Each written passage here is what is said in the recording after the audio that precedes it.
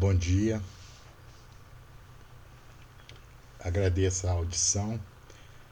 Estamos dando início à nossa apresentação no curso online sobre Monte Carlo Modeling Expert Group.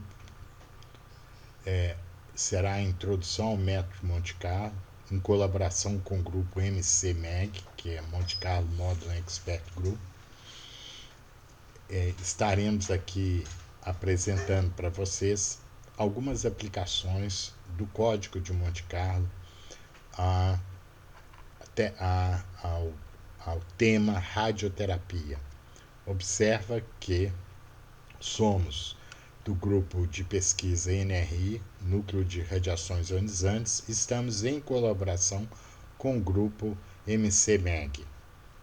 E o tema é Monte Carlo Simulation Radiation Therapy, e nós vamos avaliar aí o transporte físico das partículas, transporte das partículas através do código MC, ou da técnica de Monte Carlo, e estudaremos aí, daremos exemplos em fantomas físicos e computacionais aplicados à dosimetria. Esses são temas de radioterapia, são temas da nossa pesquisa no NRI.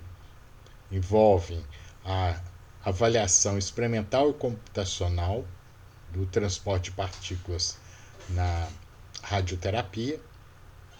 E esses fenômenos estudados em meio simulado ou meio realístico envolve a análise da radiação espalhada fora do campo de incidência do feixe, isso é, fora do portal de incidência, estudos da heterogeneidade e interfaces dos meios em relação ao transporte da radiação, a diretividade angular da radiação espalhada, o crescimento da intensidade ou crescimento de dose nas interfaces internas e externas, como, por exemplo, na própria pele da radiação espalhada. Bem, e estudamos novas modalidades de radioterapia e protocolos, como a biodegradabilidade e biocompatibilidade de sementes para bracterapia, o cimento radioativo ósseo para metástases in situ, metástases ósseas, estudo de novas placas e fontes para a bracterapia ocular, os estudos da terapia de captura de nêutrons através do Californium 252 em balões de água pesada para tumores cerebrais, e agora em diante a radioterapia com exposição combinada de feixes magnéticos e elétricos produzidos por radiofrequência ou bobinas magnéticas. E o nosso objetivo é o modelamento do ser humano em radioterapia através de modelos físicos, através de fantomas físicos e fantomas matemáticos, e no sentido de estudar o transporte de fótons, elétrons, nêutrons e prótons nesse meio modelado. Envolve aí o stopping power, o kerma e a atenuação, a mass attenuation coefficients. E por fim a modelagem em radiologia através da dosimetria de órgãos e os limites de detecção. Tudo isso envolve então a pesquisa e desenvolvimento experimental e físico em fantomas e modelamento de transporte de partículas, fantomas físicos ou experimentais. Eu vou apresentar algumas desses experimentos nessa palestra. Bem, iniciarei pela complexibilidade do transporte de partículas nucleares. Observa que a equação que todos vocês conhecem sobre o transporte de partículas neutras, como digo, partículas nêutrons, eu estou mencionando os fótons e os nêutrons, que não tem carga, essa equação de balanço das partículas neutras consiste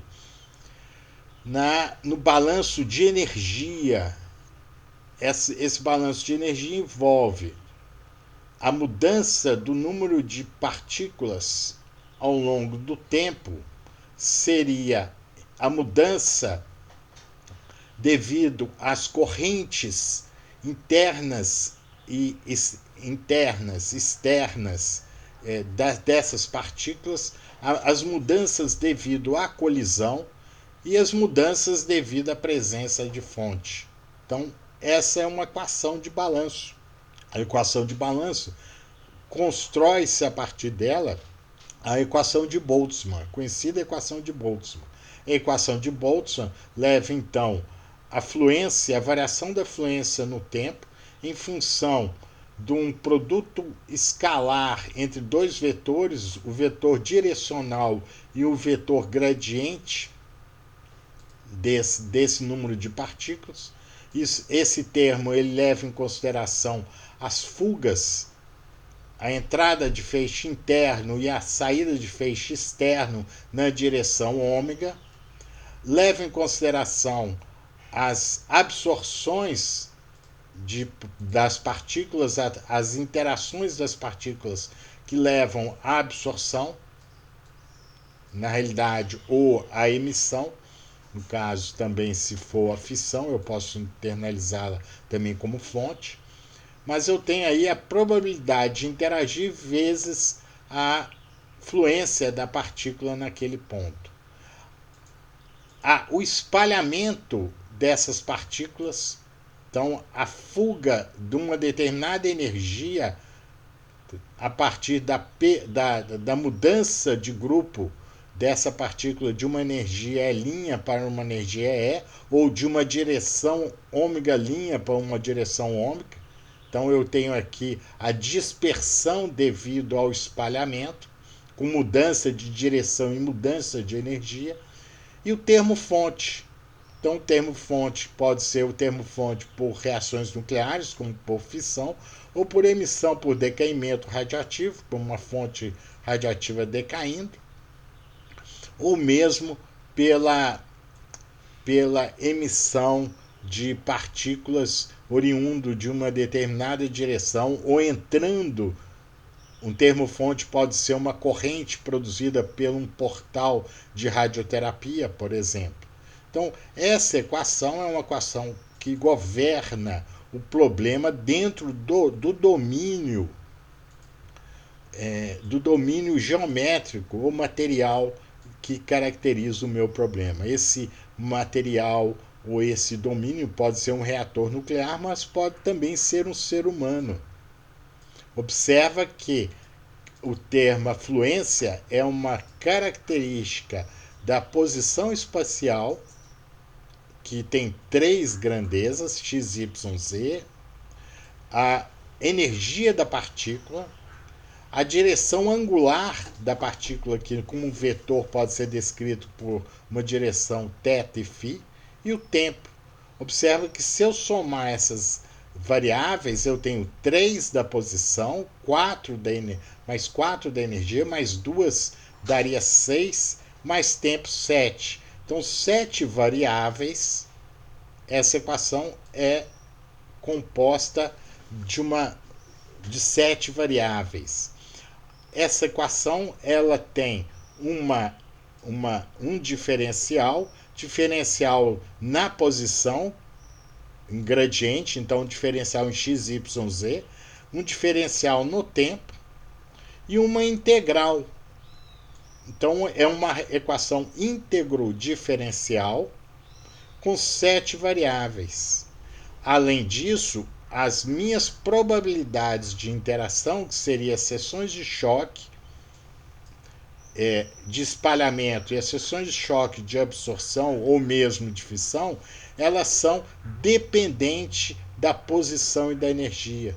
Então essa equação diferencial não é linear, ela tem as suas constantes dependente das grandezas da minha solução, da minha função de solução. Consequentemente, é uma equação íntegro-diferencial não linear. Isso torna o problema extremamente difícil de resolver. Entretanto, apesar da equação de Boltzmann para partículas sem carga, como fótons e nêutrons, ela ser bastante complexa, ela ainda é uma simplificação de uma equação maior, que é a equação de Fokker-Planck, de estatística mecânica, que é uma equação de diferenças parciais, uma equação diferencial parcial, que descreve a evolução da probabilidade, a função de densidade de probabilidade, como essa função evolui ao longo do tempo, que é a função da velocidade da partícula dentro de uma influência de várias forças, que podem ser forças nucleares ou mesmo forças randômicas ou forças de dispersão ou mesmo forças brownianas. Então, na realidade, a equação de Fokker-Planck ela é uma equação mais genérica, ela inclusive pode ser aplicada até em plasma, e a simplificação de cargas leva à equação de Boltzmann. Por exemplo, se eu trabalho com elétrons, eu não posso trabalhar com a equação de Boltzmann, eu trabalho com a equação de Fokker-Planck, que vai descrever a função de probabilidade de energia, que fornecendo aí as características macroscópicas e microscópicas, com uma densidade de elétrons, o fluxo, a taxa de elétrons induzidas, as reações químicas e as reações nucleares presentes da interação dos elétrons com a matéria. Observa que o transporte de partículas com cargas e neutras num meio homogêneo infinito leva à necessidade dessas equações diferenciais integrais com as condições de contorno muito bem definidas. Então eu tenho que definir as condições de contorno para resolver essa equação diferencial.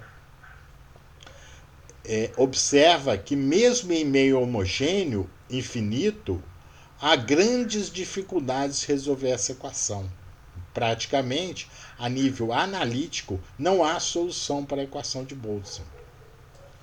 A nível em meios discretos, heterogêneos, é impossível atingir uma solução analítica.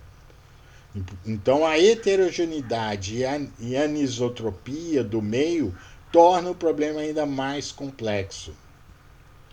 Se eu analisar a radioterapia, então, na realidade, que é um mundo real, o transporte de partículas com cargas, ou elétrons, por exemplo, ou prótons, ou partículas nêutrons, fótons ou nêutrons, no mundo real, ele se torna um problema matemático, o pior problema matemático de ser resolvido. Entretanto, na prática, eu tenho esse problema convivido pela população, isso é 33% da população terão um diagnóstico de câncer e 18% serão expostos à radiação. Então, uma grande maioria de pessoas estariam submetidas a um problema de muita difícil solução. Então, a radioterapia, ela incorpora um problema matemático de muito difícil solução. Observa que eu tenho feixes internos entrando em meios espalhadores, no caso aqui, uma cabeça de uma criança em meio espalhador, entretanto, não suficiente para atingir um infinito. Então, na realidade, os feixes que entram saem feixes que saem do meu domínio. Então, eu tenho uma corrente de partículas que entra, uma corrente de partículas que sai, e uma fluência de partículas que interage nas interfaces, nos meios heterogêneos, absorvendo e sendo espalhado por esse meio. Um meio constituído de diversos elementos químicos com seções de choque variáveis.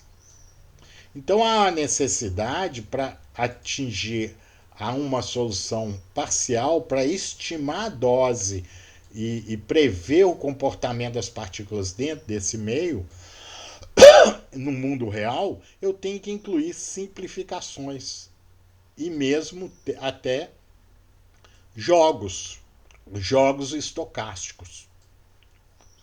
Em geral, se eu tivesse que resolver a radioterapia resolvendo a equação de Boltzmann, a equação de balanço de partículas no meio, isso significaria irradiar 1 leão a cada minuto.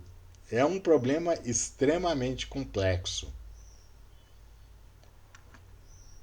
Dessa forma, o modo mais simplista utilizado hoje dentro da radioterapia é considerar o corpo humano como água, como um meio homogêneo. E nesse sentido, todas as seções de choque elas vão ser simplificadas simplesmente pela interação da radiação nesse meio homogêneo.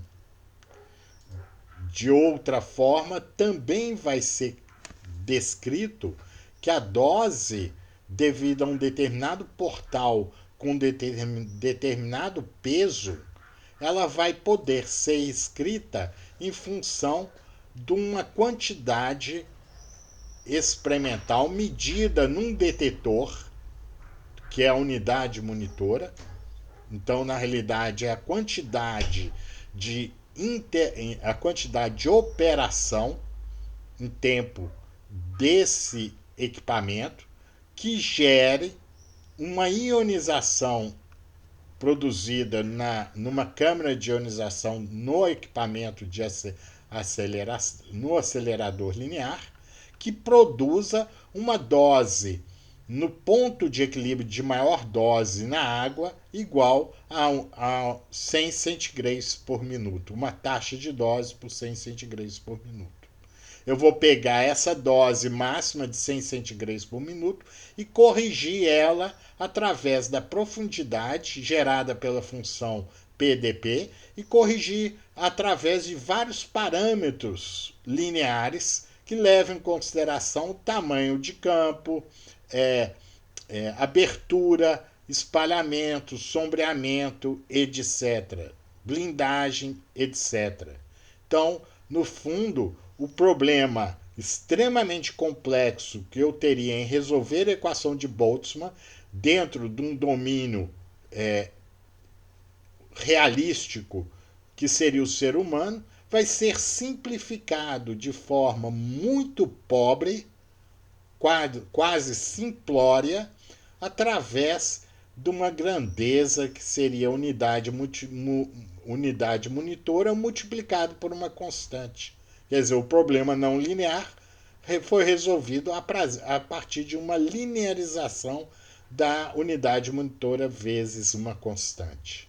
Então essa é a razão com que a dose é previsível, predita no modelo complexo. O método de Monte Carlo, esse seria um método analítico simplório que descreve a dose no corpo humano exposta à radiação dentro da radioterapia. Entretanto, o método de Monte Carlo ele traz uma outra solução, uma outra possibilidade para resolver o método realista, o método da a solução da equação de Boltzmann ou a solução da equação de Fock-Planck dentro do meio realista.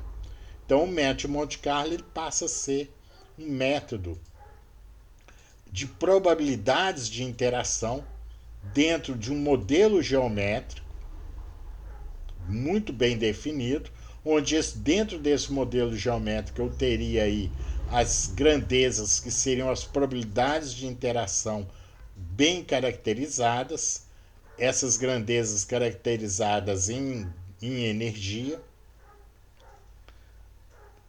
e eu vou obter uma função fonte, uma função de distribuição e de inicial, que, por exemplo, pode ser a função de Dirac, pontual para a emissão de uma fonte pontual, e vou acompanhar durante a trajetória a mudança de estados dessas partículas ao longo do seu percurso.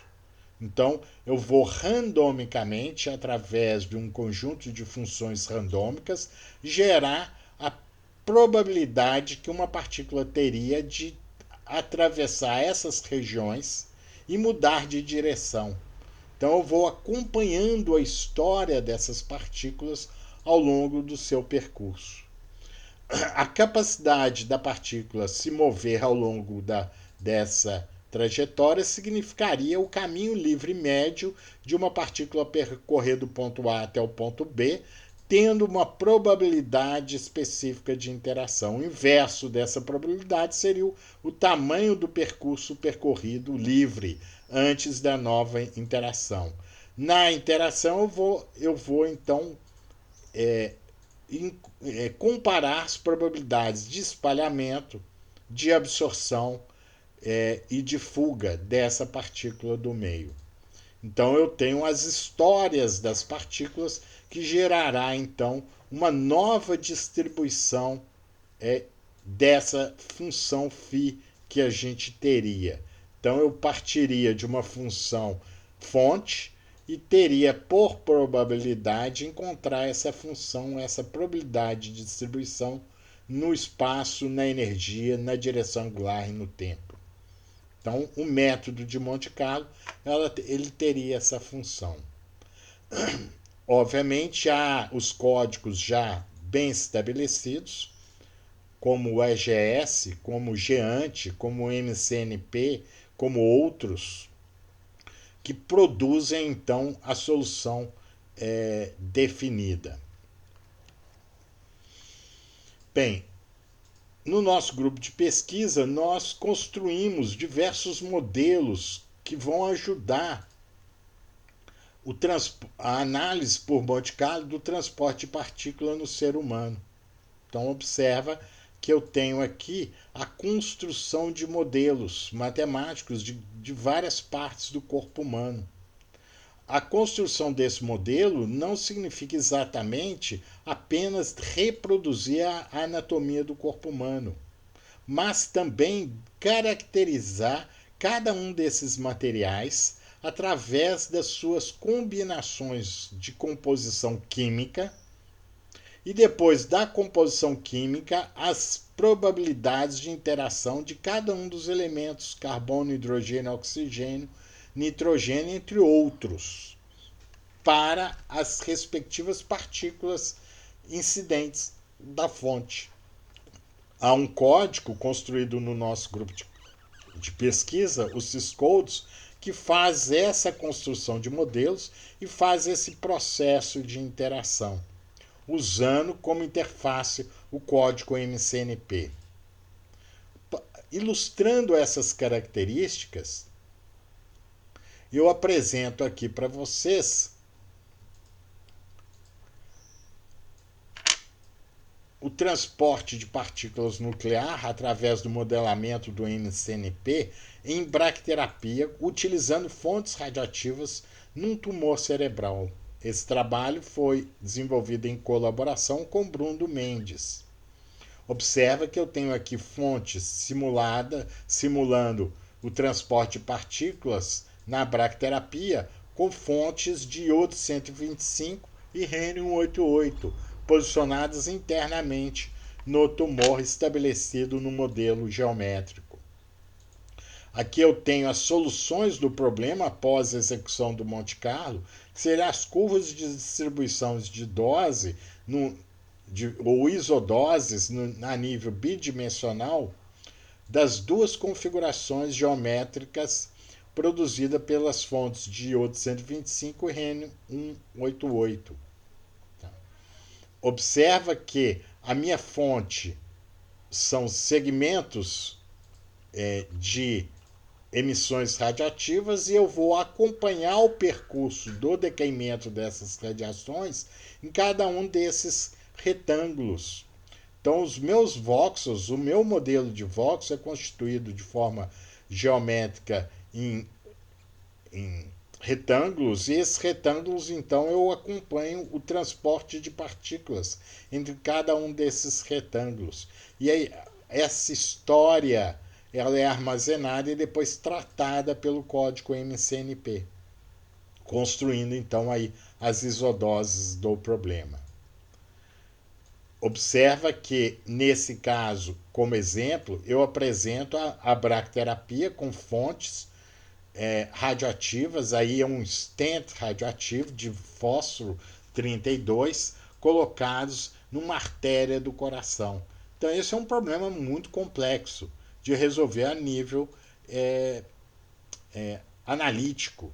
Então, o que o Monte Carlo desenvolve? A necessidade de desenvolver um modelo de coração com bastante detalhamento anatômico, com fidedigna representação dos materiais de cada um dos tecidos que constituem o coração, e depois a colocação e distribuição da fonte, como um stent radioativo, colocados numa determinada artéria. Consequentemente, eu tenho aí o transporte de partículas dessas partículas emitidas até atingir um equilíbrio estatisticamente demonstrado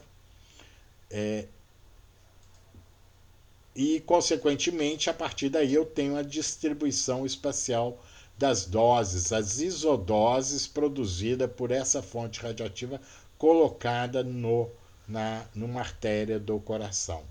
Então observa que um problema extremamente complexo, ele passa a ser facilmente resolvível através da análise das probabilidades desse percurso dessas partículas da fonte até atingir uma estabilidade, atingindo uma distribuição de partículas conhecida e estável, tá? E, consequentemente, eu tenho aí a minha solução para esse problema. Observa que é uma solução, ela é convergente e ela representa então uma estimativa da dose no corpo humano quando uma fonte com determinadas características é inserida nesse paciente.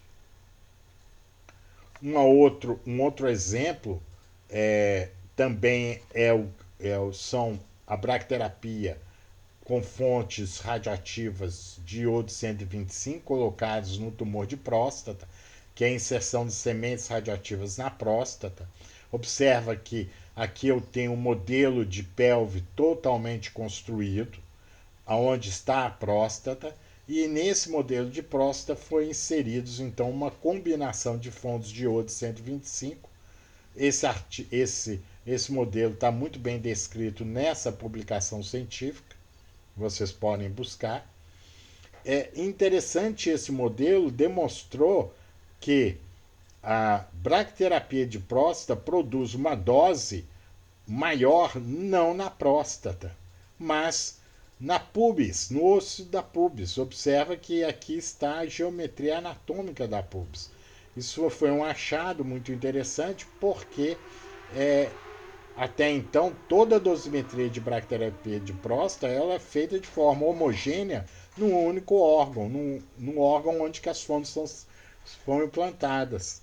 E nunca se pensou que, na realidade, a fuga dos fótons de baixa energia produzidas pelas sementes inseridas na próstata seriam essas fugas seriam absorvidas de forma seletiva pelos ossos mais próximos e, consequentemente, aqui na pubis da pelve seria a região de maior dose, ao invés de ser na própria próstata. Esse é um outro exemplo de dosimetria interna computacional. Esse é uma dosimetria em portais de elétrons e fótons na mama, na, na cadeia mamária interna à esquerda, e cálculo do risco cardíaco produzido por essa exposição.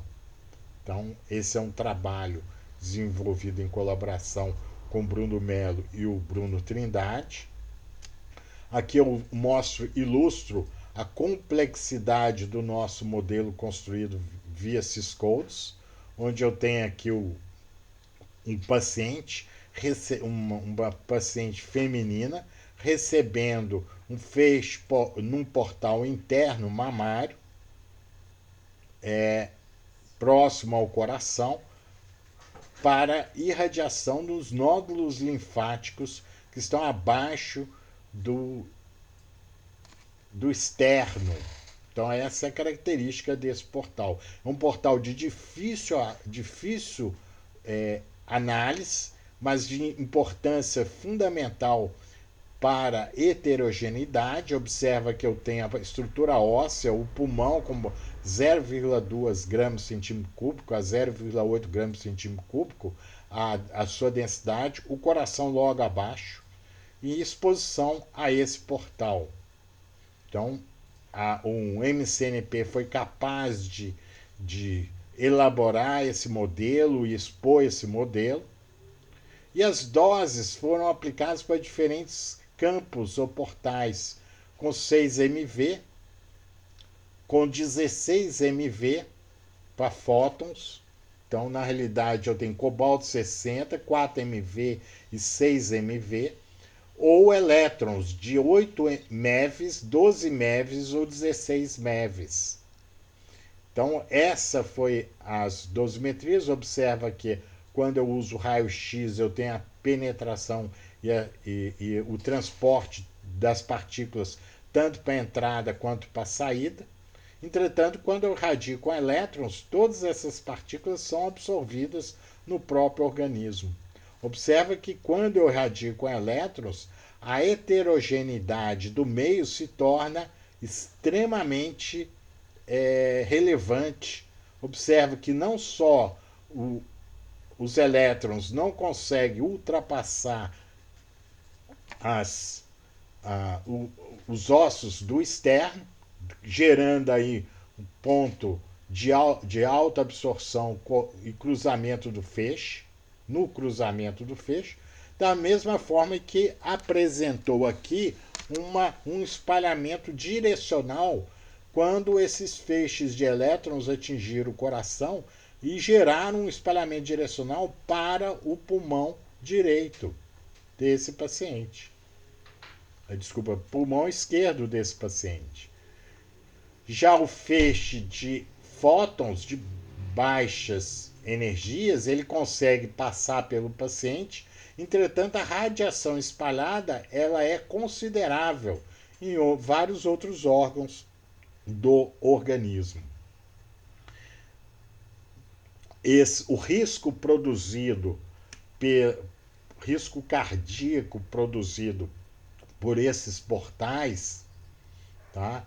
Eles foram analisados em termos de percentuais do risco cardíaco, de induzir uma doença cardíaca, e foi observado que os portais de muito mais baixa energia, de fótons, de 8 MeVs de energia, dá um risco muito menor do que os portais com radiação gama. Então, de 6 MV, 4 MV e cobalto 60, eu tenho um risco considerável.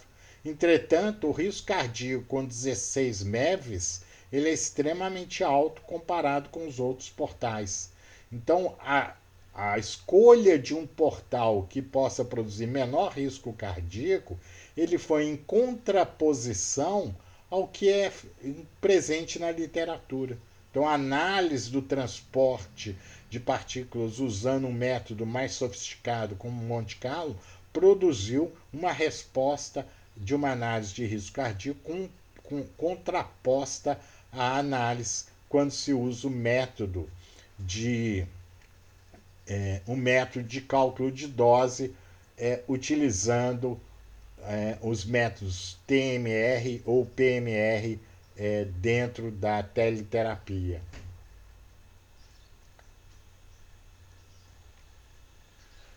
O Monte Carlo ele pode trazer informações bastante relevantes dentro da radioterapia para diferentes tipos de partículas. Esse artigo, por sua vez, produzido em colaboração aqui com a doutora Marília Tavares Cristóvão, ela analisou a distribuição espacial no globo ocular, a distribuição espacial da dose no globo ocular pela radioterapia por prótons, usando o código GEANT acoplado ao código Ciscodes, produzidos no nosso grupo de pesquisa. Aqui eu tenho os perfis de Bragg para um único feixe incidente e aqui para um feixe modulado de Bragg dentro de um espectro energético de 70 a 270, de 60 a 120, 150 MeVs de energia de próton. Observa que eu tenho a simulação do pico de Bragg e a reconstrução no modelo de voxel e, consequentemente, na anatomia do corpo humano, a da distribuição de dose devido a esse espectro modulado e a esse espectro sem modulação. Então observa que eu tenho aí a construção desses modelos. A teleterapia de prótons ocular, ela ainda valeria aqui de algumas outros acessos, como o redirecionamento do feixe a nível angular, que não foi simulado. Mas o código de Monte Carlo, aí baseado no sistema GEANT, conseguiu produzir o espalhamento de prótons e o transporte desses prótons e sua absorção no tecido, através do pico de Bragg, dentro do modelo do Ciscodes, do modelo de anatômico construído no código Ciscodes. Esses valores que eu apresentei aqui para vocês são valores estatísticos produzidos pelo código de Monte Carlo. Muitos desses valores estatísticos têm que ser validados. Então, eles são validados através de fantomas físicos reais, que têm uma construção anatômica equivalente ao ser humano. Então, aqui eu tenho uma ilustração de alguns fantomas projetados e construídos no nosso grupo de pesquisa. Aqui eu tenho fantomas ósseos, fantomas de cabeça e pescoço, pés, mãos e pelve. Aqui eu tenho a reprodução radiológica do fantoma de cabeça e pescoço. Aqui é a fotografia interna de uma montagem do fantoma de pelve. Mas o que esses fantomas são de interesse? São de interesse em encontrar as regiões de espalhamento, as regiões de build-up internas, no qual não são reproduzidas pelo fantoma de água utilizados na calibração da radioterapia. Um dos nossos experimentos internos foi na radioterapia de mama, na teleterapia conformacional, onde houve o planejamento, e aqui eu tenho as medidas de dose utilizando filmes radiocromos colocados no fantoma. Observa que o filme radiocromo conseguiu reproduzir as regiões de maior dose, as regiões quentes da mama. Essas regiões são previstas no planejamento. O build-up, região de crescimento de dose da pele até a região central, e uma subdosagem na região interna da mama, que não foi prevista no planejamento devido à presença da estrutura de menor densidade representada pelo pulmão. Então, os filmes radiocrômicos conseguem reproduzir essas regiões e validar então as doses produzidas pelo Código Monte Carlo. Eu não vou me deter às conclusões desse trabalho. A minha sugestão é que vocês procurem ele na Applied Radiation Isotopes de 2015. Aqui eu tenho a dosimetria experimental interna pela radioterapia conformacional de 15 MV 3D de cabeça e pescoço. Então eu tenho um fantoma sendo utilizado dentro com um tumor interno bem definido, projetado e construído no nosso grupo de pesquisa, e a radioterapia de 4 campos, de 3 campos, expondo esse tumor. Observa que aqui eu tenho as doses nos filmes radiocrômicos, eu tenho regiões de pontos quentes presentes no filme radiocrômico. Observe que no planejamento e teleterapia utilizando um fantoma de água, essas doses internas heterogêneas não são encontradas. Aqui eu tenho uma região de build-up produzida pela variabilidade da densidade do tumor em relação ao tecido sadio, também não observada dentro da radioterapia convencional. Aqui uma ilustração da seção transversal do tecido equivalente de cérebro com o tecido equivalente tumor. Então eu tenho aí a análise dessas doses produzidas no tumor dentro desse contexto. Bem, e por fim nós temos aqui as medidas de doses internas na mama, num modelo de tórax, físico de tórax, um fantoma físico de tórax. Dentro da radioterapia convencional, eu tenho uma dose distribuída no PTV, num volume prescrito-alvo, bastante homogênea. Isso é uma característica dos planejamentos que nem mostram exatamente a heterogeneidade dentro desse processo, mostrando quase uma dose homogênea no PTV. Entretanto, quando a gente mede ou calcula com Monte Carlo, a gente percebe aí o fator de build-up, de crescimento de dose da pele, regiões de mais alta dose e regiões intermediárias de dose. Observa que, apesar da dose prescrita ser satisfeita, as heterogeneidades da dose não são claramente apresentadas dentro do próprio PTV. Isso pode ser encontrado não pelo modelo simplificado utilizado na radioterapia, mas por medidas experimentais, ou mesmo por filmes radiocrômicos, ou mesmo pelo próprio Monte Carlo.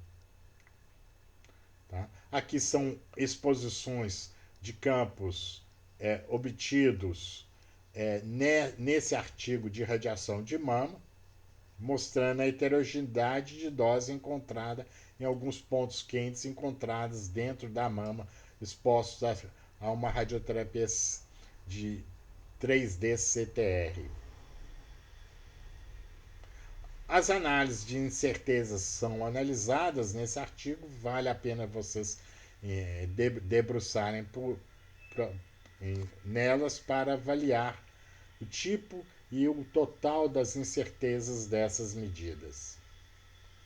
Se foi observado, e é importante salientar, que as medidas de dose internas nessas radioterapias elas são validadas por técnicas de Monte Carlo e elas são adequadas em serem medidas em filmes radiocrômicos tipo EBT2. Bem, deixo aqui para vocês lerem com calma essas análises. E por fim vamos falar sobre a avaliação dos métricos experimental nos efeitos de inhomogeneidade causadas em vértebras torácicas. Esse é o artigo do André. Observa que eu tenho um modelo de vértebra construído de um modelo físico, onde filmes radiocrômicos foram colocados nas vértebras, e eu tenho a medida dessas doses produzidos nesses filmes, e a reprodução do modelo usado, que eu expliquei para vocês, que é o modelo TMR produzido no hospital, observa a homogeneidade de dose tanto nos tecidos laterais como dentro do campo onde está a vértebra, mostrando uma certa homogeneidade. Essa é a característica da resposta da solução apresentada, estimada da dose produzida nos planejamentos, nos algoritmos de planejamentos empregados no hospital. Então, mensurado a dose, eu tenho valores de pontos quentes, regiões frias e pontos quentes, onde estava a estrutura óssea. Então, observa que se eu não coloco se eu coloco só o fantoma de água, essa seria a dose. Mas se eu tenho presente o tecido ósseo, observe que eu tenho pontos quentes alterados devido à heterogeneidade. Essa é a dose produzida pelo hospital, considerando homogêneo o meu fantoma de água. Essa é a dose real presente na estrutura óssea. Então observa que a técnica de Monte Carlo e as técnicas de medida de dose produzem uma dose mais fidedigna no modelo físico e no modelo computacional do que a dose do TPS, do planejamento produzida no hospital. O que eu trouxe para vocês, só para finalizar e resumir, é que o problema de radiação no corpo humano ainda é um problema complexo, que foi simplificado através de técnicas que eu considero muito simples, de forma simplória, para resolver um problema que é extremamente complexo, cuja equação que governa esse problema praticamente insolúvel. Então, o método de Monte Carlo ele vai lhe dar a oportunidade de equalizar e comparar dose em modelos físicos, modelos matemáticos, com fidedigna representação anatômica, com modelos físicos, construídos e adequadamente para que eu possa comparar e encontrar as regiões de heterogeneidade, as regiões de interface que vão alterar a dose e, consequentemente, todo o percurso da radioterapia do paciente. Isso, em certa parte, pode demonstrar encontrar a resposta para muitos dos casos cuja radioterapia produz recidiva. Em verdade, ainda existe um mistério por trás do transporte da radiação nos seres humanos. E esse mistério tem que ser elucidado.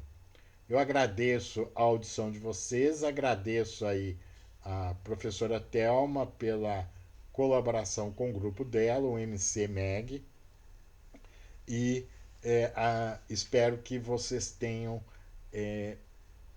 vivenciado essa dificuldade, e não a solução, mas eu apresento para vocês essa dificuldade que nós temos dentro da radioterapia. É essencial elucidar e tornar ela mais clara, usando técnicas mais sofisticadas, como a técnica de Monte Carlo. Por quê? Porque são seres humanos que estão sendo irradiados. Muito obrigado.